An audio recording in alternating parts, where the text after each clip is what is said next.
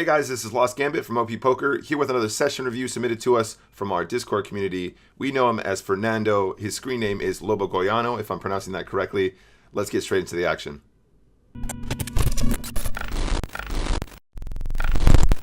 Alright, so off we go here. I'm going to press the play button. It appears that the very first hand of this match, two players, or it might be the first or the second hand, they get it all in. So the remainder of this match will be heads up, which of course is probably where the biggest edge is in power up overall.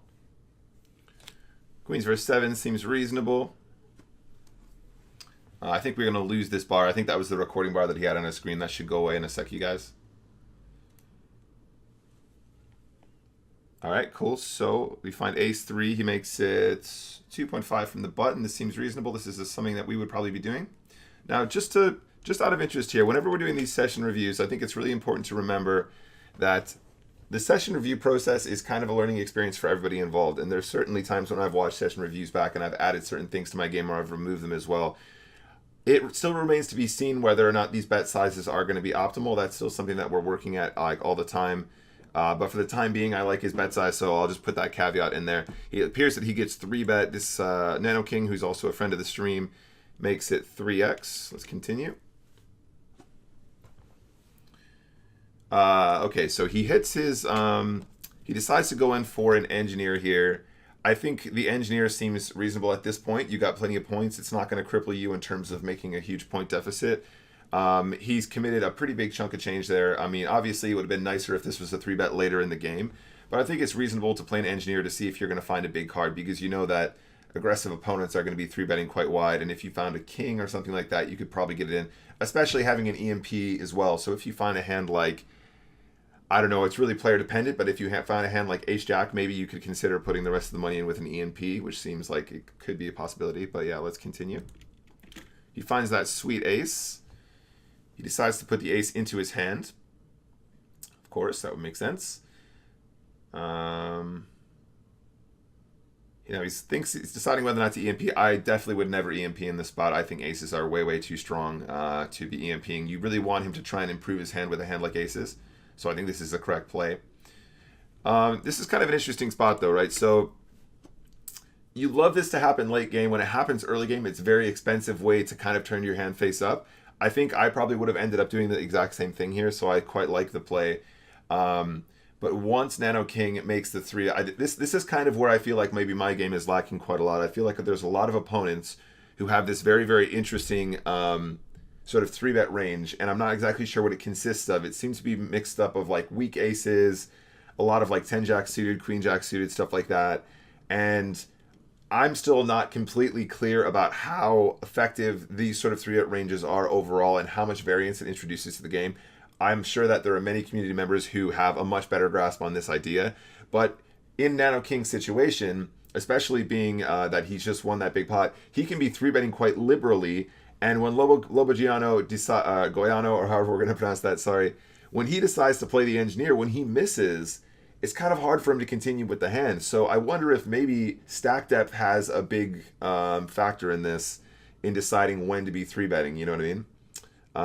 But anyway, yeah, just that's a thought for me personally as well, but something that's food for thought for you guys too. He turns his hand face up anyway, gets it in. Nano King can't improve, so he decides to fold. All right, let's take a look. Go back here a second. So he has 10-8 off. I think Nano King makes it 3x here, and then we're just going to be letting go at 10-8. Yeah, I think this makes sense. I don't think 10-8 has that great a playability. If it was 10-8 suited, maybe it's a hand that we might consider still flatting. Still kind of borderline. I'd be interested to see what James has to say on this topic. The EMP does make these things a little bit closer to a call in a lot of situations, especially when your opponent is 3xing. But you really kind of want a hand like 10-8 suited, probably 9-10 suited, something like that, to be continuing. So I don't mind the fold here. I think the fold is probably fine.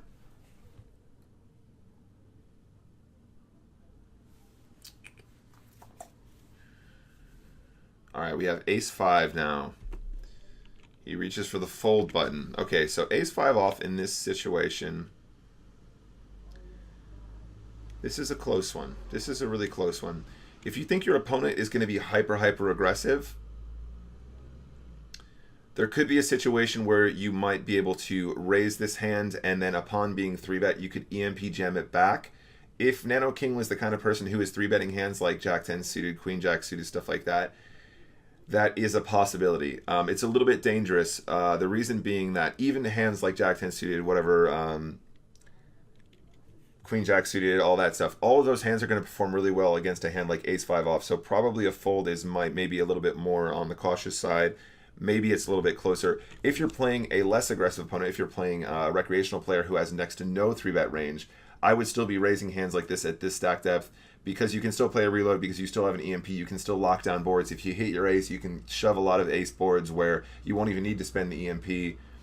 And it also gives you an opportunity to play some interesting clones as well. So if your opponent decides that he would like to engineer here, or he'd like to reload here or something like that at some point, or maybe even an intel, you can use that clone in a nice way, and you can get a nice cheap card, and you get the clone cycled out of your hands.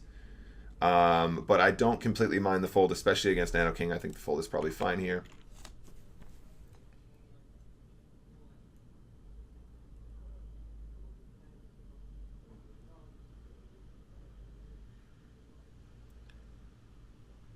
Okay. Slightly smaller open this time from Nano King.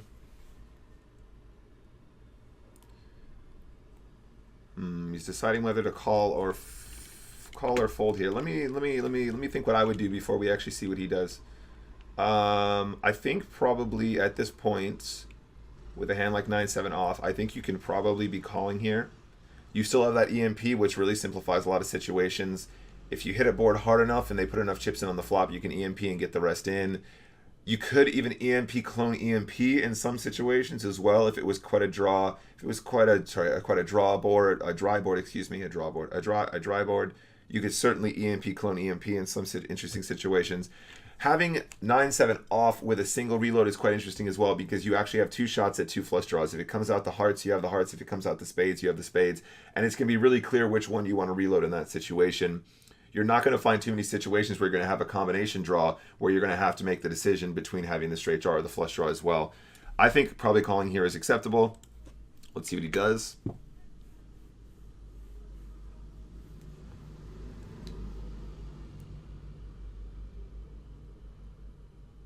He opts for that call. Okay. Really a terrible flop for our hand. I think the other thing to consider at this point as well is simply that we're not risking too many chips to see a flop that could go really, really well for us as well. So the blinds aren't so high that committing chips with 9 high here is going to be too crippling. And I think this is a really interesting part of the game where you have opportunity to do things slightly differently, whereas late game it becomes very, very punishing to make pre-flop mistakes. Something I need to work on myself as well, for sure.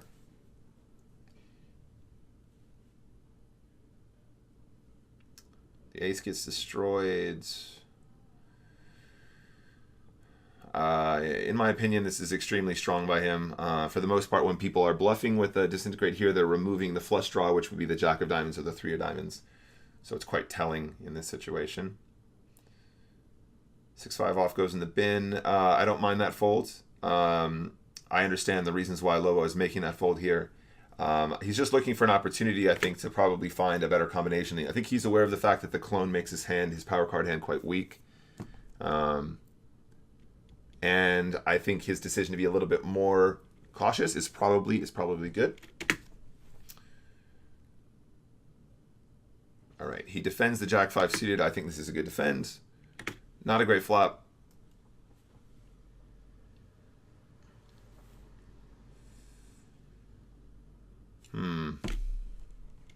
Yeah, I think I like the check here too. And then in this river, I think he's going to reload the 5. That makes sense. And then he's going to try and clone that reload. I think that makes a lot of sense. You have a chance at hitting something, some kind of a pair, that straight draw, that up and down straight draw. Plus, you get a chance to move that clone, which is something that I know he desperately wanted to do. Sometimes the 7 can get to showdown, I guess. Pocket 2s again. Pocket 2 sometimes, Nano King.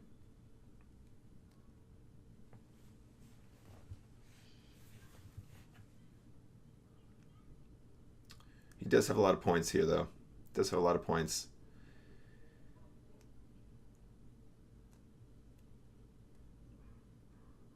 Yeah, at this stage, I think we just got to give up. Unfortunately, there's just way too much that beats us. There's no opportunity to bluff. I like how that hand was played, though. I think the defend was correct. I think the reload was a great spot, too, to try and get the clone out of your hands. and you instantly get that scanner. Okay, let's see. I wish I could skip back. How do I do that? I didn't see what he folded, but I think what I probably would have said was, once you have the scan and reload combo, I don't know how weak the hand was. It looked like it was really weak on glance. I missed it. I don't want to go back and skip out, though. The fold is probably fine if it was that weak.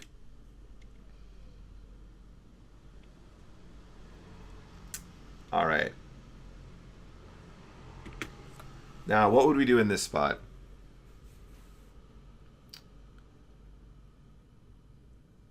This is a really, really interesting spot. This is a really, really interesting spot. So the interesting point here is you don't have enough points to play all three of your cards, right? The scanner reload EMP combo is huge. It's a huge, huge play. But you need 9, 10, 11, 12. So you're missing 1 point to play all three of them. We know that a hand like Ace-King is going to perform really well in a pre-flop all-in. Without the EMP, we know that it's going to perform very well with the EMP as well.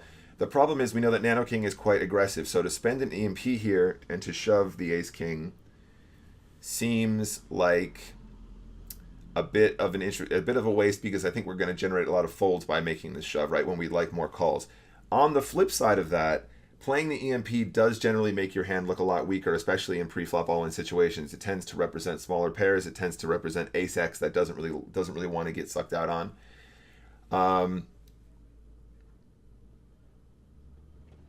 I honestly am not sure what I would do in this scenario. I think maybe the best play would be to scanner. If you see an ace or a king, you flat and then shove the flop. Otherwise, you could scanner, and if you see low cards, you could just ship right then and there, which obviously simplifies the equation, because if he has a scanner or himself, or if he has an engineer himself or something like that, for the most part, if they're low cards, they're not going to improve his hand, so we're going to generate some folds when he can't improve. We also managed to get it in sometimes against worse hands as well. If he finds Queen X or something, he might think Ace Queen is a hand to go with. Although recently I have been running pretty badly in these spots. I don't want my run bad to influence the way that I consider these spots. I think we need to try and figure out if that kind of a play has merit, and I think generally speaking it's done really well for us in the Bankroll Challenge overall. So we don't want to be too results orientated, but I am really stumped by this spot. So okay, what are our options? EMP jam, just jam with nothing else. Scanner, if you see an ace, you could keep. Ace or king, you keep and then shove the flop. Otherwise, you could scanner and see low cards and shove as well. Out of all of those three, if you have to put me to a decision right now, I would say maybe oh,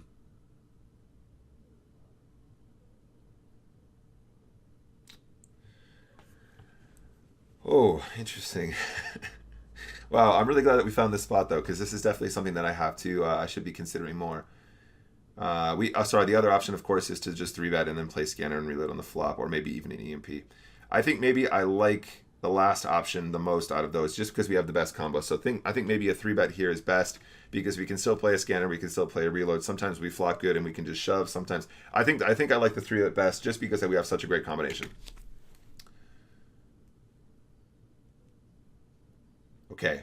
Yep. Cool. I like this. I'm into this. I think this is definitely a good option. He decides to flats. Lobo plays a scanner. Sees a 4 and a 6. He throws those away. And then he EMP jams. I think this is acceptable. He gets a call from the worst hand. Nice. Very, very nice. All right, let's talk about that for a second. So the decision to scanner is very good. I think that's exactly what you're going to try and do in this spot. You're looking to see if you can improve your hand. You know that Ace-King was probably going to be the best hand pre-flop. Even if this guy magically has a 9 or an 8 or whatever, it's basically exactly the same as if you had shoved pre-flop in Texas Hold'em and they had called inferior and then they hit their hand anyway. So his decision to scanner and then EMP, I think, is probably exactly what you would have to do in a 3-bet situation. If you chose to take this line, this is definitely what you would do. I like his play overall. The only thing that you might want to consider here is, do you ever want to scanner and then keep those cards that don't connect with this board and are sort of cards that are worse? Or do you want to scanner and throw them away and give yourselves a better chance at hitting the ace or the king? Because you're not going to generate any folds in this situation because all the chips have already gone in, I much prefer the decision to throw away. because you're not looking to protect a made hand. You're looking to improve your hand against a hand that might get lucky. You're looking to find that ace on the turn that's going to have the 8 dead. You're looking to find the king on the turn that's going to kill the 9. So the decision to throw away an EMP, I think, is probably the right decision. Also, another important point, another interesting spot to talk about for sure. Because sometimes there are situations where you're trying to sort of do range removal. That's a topic that we've spoken about on the website a lot. If you want to go and check that out, I'll put a link in the description. Let me make a note of that. Range removal. So yeah, basically, it's not a range removal situation. It's a I want to improve my hand situation. And if you can't, you're just going to play your EMP and you're just going to play the equity that you had pre-flop. So yeah, very good. 5 deuce going in the bin here. That makes a lot of sense to me.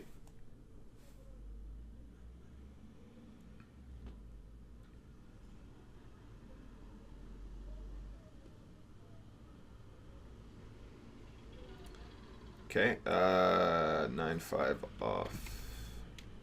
9-5 off. I think the fold is acceptable. The other line you could take is play Intel, except when he has 15 points, you're not really in all that great of a spot, so I think I like the fold. I think I like the fold best. You're going to have 10 points next hand. You're going to have that sick engineer reload combo. At this stack depth, yep, I like the raise. I think this is definitely a situation where you want to be putting more in pre-flop. We pick up the backdoor clubs. We have the backdoor hearts too. He goes ahead and just bets straight into us. Don't fold, don't fold, don't fold. Okay, guys, so I wish I could just nudge back. I'm not sure if there's a way to do that.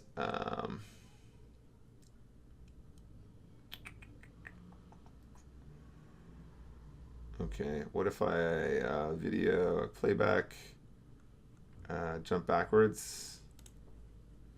All right, cool, perfect. Jump backwards, that works.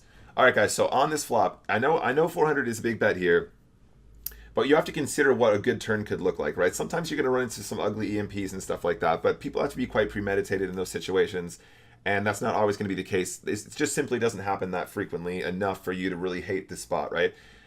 With this hand, there are so many turns that give you monstrous draws, right? The Jack of Hearts would be huge for your hand, right? The King of Hearts would be huge for your hand. The 9 of Hearts would be huge for your hand. Basically, all the hearts give you the heart draw. Any kind of thing that gives the Broadway straight draw, so any Jack, any King, anything like that will give you that kind of draw. If it's the King of Hearts, if it's the Jack of Hearts, it's huge draw because now you have the straight draw to also go with your flush draw as well. You get to use your powers last, so you're gonna have information on what your opponent has prior to making your decision. So let's say that Nano King has a similar hand to us. Let's say he has a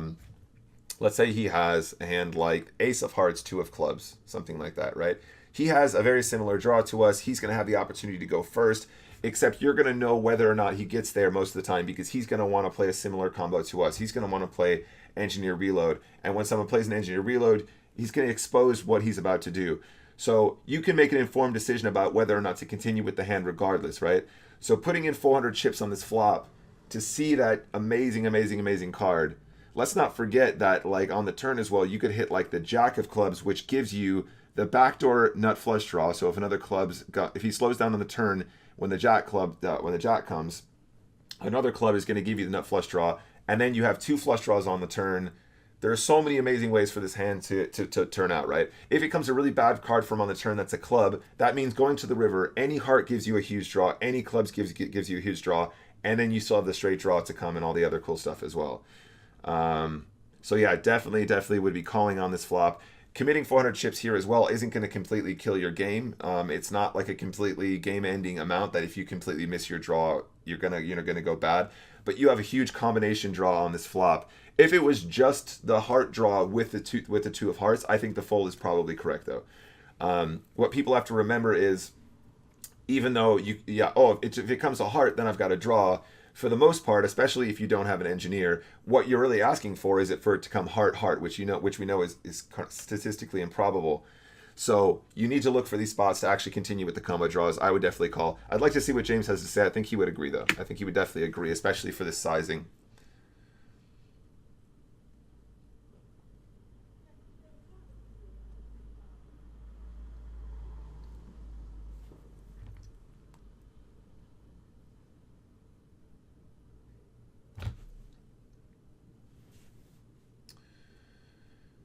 Okay.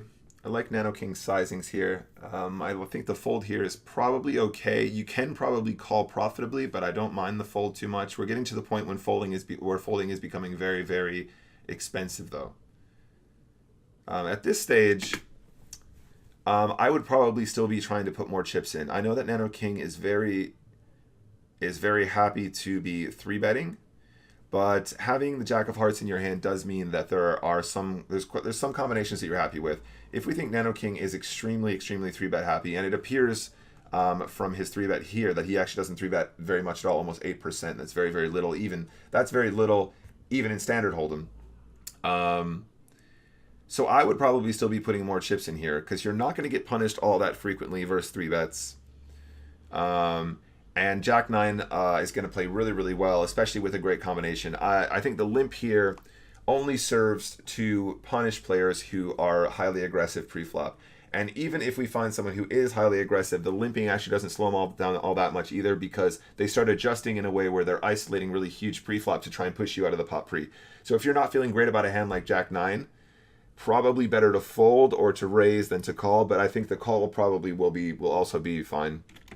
Overall, it's just probably not the best play in this spot, especially at this stack depth. Okay, the intel comes into play now. Interesting spot here now as well. The decision to play an intel here is kind of defensive. And the important thing to remember is the intel only gives you information from the top of the deck, right? And Nano King is going to put you in lots of difficult situations here where even if you see a very good card for you, so for example, the Queen of Hearts is a good card for us, and we do have the Engineer reload as backup. So this is probably a lot closer to being a good play as opposed to a bad play. But the thing is, in these situations overall, when you play an intel, your opponent is going to have the ability to take those cards away from you, even if you see like the absolute jackpot cards. It's still going to give you an edge. You're still going to have some additional information. But for the most part, if you see like a 10 of hearts here or the Queen of Hearts here, you're going to want those cards to come that give you that beautiful straight or whatever. In this situation, though, there is merit because having the Queen of Hearts on the flop is generally going to be good for our hand overall, and we're still going to have the ability to engineer and reload. So we still have the opportunity to take initiative. So I don't mind the play here. And I think if you are going to be limping with hands like Jack 9, these are the kind of plays that you want to make. You want to limp in, let your opponent act, and then react to them. And I think that's the best way to combat very aggressive opponents. So this is definitely has merit too. Once you see that card, I think you're definitely going to be calling, of course. All right, so here is a very interesting spot now. So it appears that Lobo is going to call. It's interesting that Lobo is calling in this situation and not in the previous situation that we found earlier, where he had that huge draw with ace deuce with the deuce of hearts or whatever it was. So here he's putting a lot of emphasis on the edge that intel gives you. So he's going, oh, if I have that intel in play, if I see that sweet 10 come off the top of the deck. But this is exactly the situation that I was just discussing about like 5 minutes ago, right? 1 minute ago or whatever. Having that intel in this situation doesn't really help you all that much, because even if you see that sweet 10 on the river via your intel, you're still not going to be completely in love with the situation, because Nano King is probably going to start reacting at that point, and he's going to start removing cards. He's going to start range removing. He's going to be using that range removal technique to stop you from getting to that straight draw. So the call here is quite interesting, when in the previous hand you had an absolute monster of a draw. But okay, anyway, let's see how it goes. And we don't have any clubs here either, which means that we're not really in love with that stuff. The engineer comes into play. The 4 of diamonds is selected. I guess we're going to probably end up bluffing in this spot. Maybe he reloads too. All right. Interesting. Okay. It looks like he probably lucks out here. I imagine his hand improves in a very big way. Okay, he opts to reload 1. That makes his hand look super strong.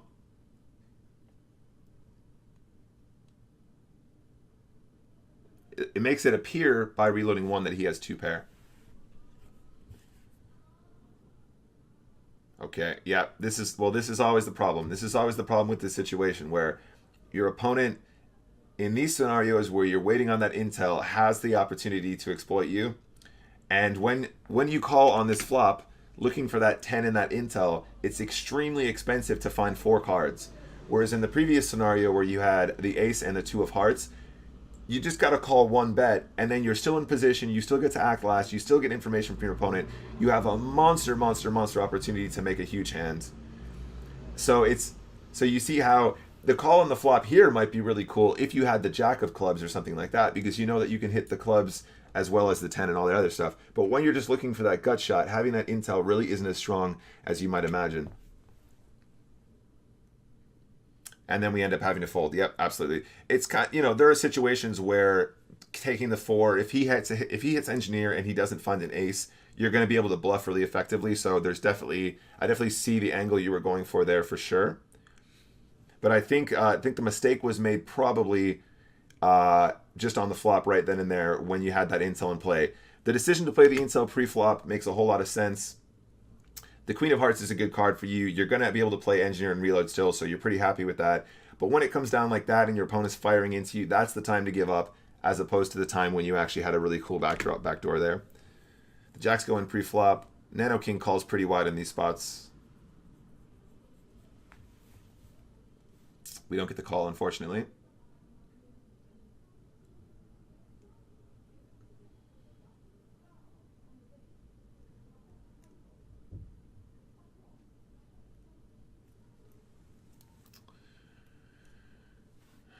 A6. We're doing all but 1 or whatever. That makes sense. How many big blinds do we have here? 3, 6, 9, 12. We got about 5 big blinds. I think committing more is better than committing less here.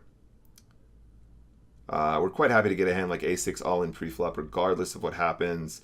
We can still play a scanner engineer as well, so we can look for that big ace. So I think this is definitely the right play here. You just want to generate as much fold equity as you can pre-flop. Nice. Okay, cool. This is definitely chipping up here.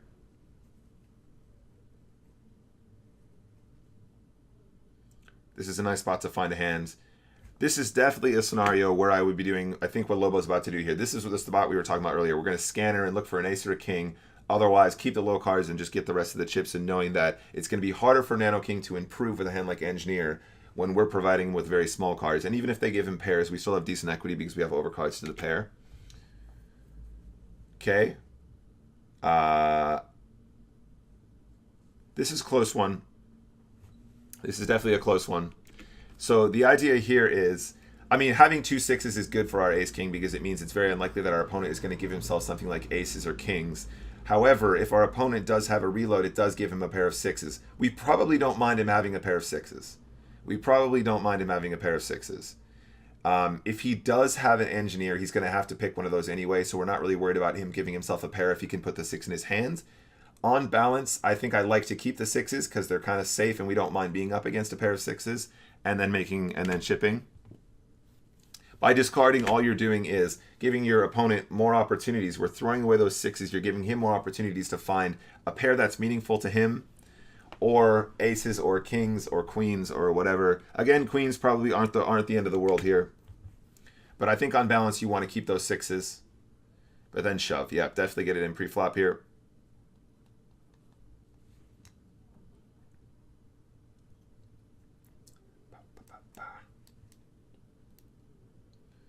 He picks a 3 of spades, and he makes the fold. All right, what did he see in that? Let's pause really quick. Let me take a look at what he saw in the... So interesting that he found... So this kind of sums up my point again, right? This has been a very interesting session for this, actually. Those 6s are so much safer than the king, queen, and the 3, right? The 3 is kind of a safe one for sure, but the king and the queen give him an opportunity to suck out on you so hard. The king gives any random king kings. The queen gives any random queen queens. The queen gives any random ace queen the opportunity to suck out on you right there. It's just all ugly. The queen is really good for a hand like 10 jack. It actually gives you kind of a straight draw. The king is a good, it was so much better to leave the 6s in this spot.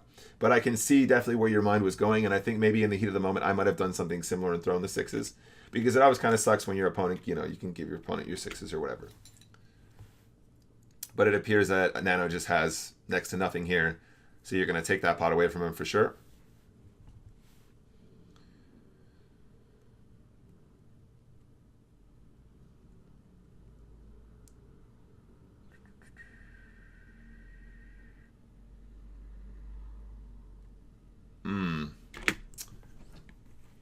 What's better here? I think while he has 9 points, I think you're going to probably do better making a raise here, because 9-10 of spades goes so well with engineer. If you get EMP'd, you love calling with 9-10 of spades. So I would make it an amount that you can't fold to an EMP. I would make it an amount where if they did do something crazy, like, I mean, with 9 points, it's not that obvious though. So I would probably just make it an amount where you can't fold pre-flop. If they do EMP, always call with 9-10 and just like love it, because 9-10 of spades just does so well against all the EMP stuff. We don't even care what he has. At this point in the game, you're going to have to win some flips, and a 9-10 of spades is a great spot to be getting hands in. If you do get to see a flop, engineer is a huge asset. It's a huge asset with a hand like 9-10 of spades because it connects so nicely with boards. You also have a lot of you have a lot of shots at giving yourself a pair over low cards as well. I think the decision limp here is a little bit too passive for my liking, and I think the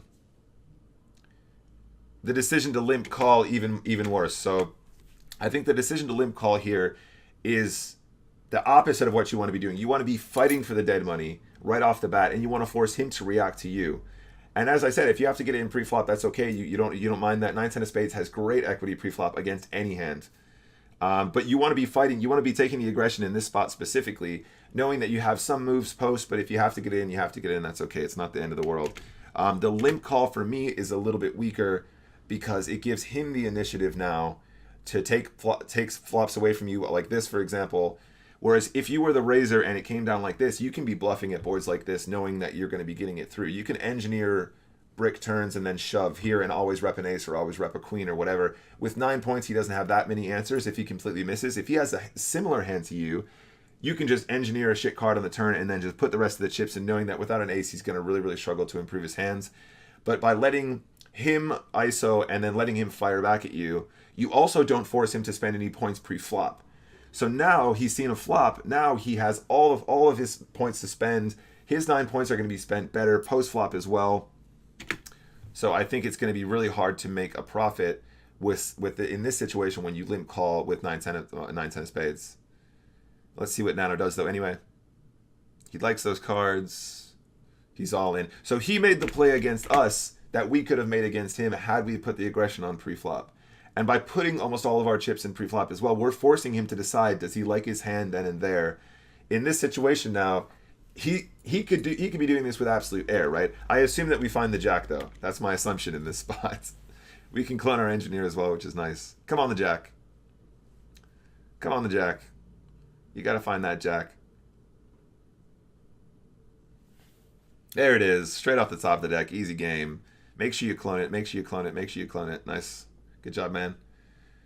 Happy days. I'm interested to see what he has here, though. Wouldn't be surprised if... Yeah, okay, cool. Hold. Nice. It appears that all the chips would have gone in pre-flop here. But yeah, that's going to be the end of the game. And I guess the end of the session review. Overall, I think I'm really loving a little bit of free advertisement there at the end, guys. We'll leave that there for now. But overall, yeah, I'm a big fan of his play. I think that you played really well. There's just a couple situations that I think a lot of people would find themselves falling into that very same trap, which I completely understand. And I think it's very common, especially for opponents who haven't played that much heads-up hypers, haven't played that much super hyper-aggressive poker, to know that they should be taking a bigger shot in these situations or whatever. But yeah, overall, good game, mate. Real pleasure to do my first ever session review, guys. I really enjoyed this one.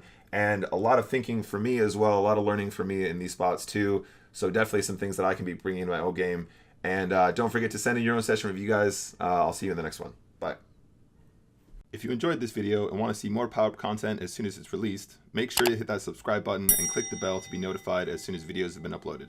This has been Lost Gambit for OP Poker. See you next time.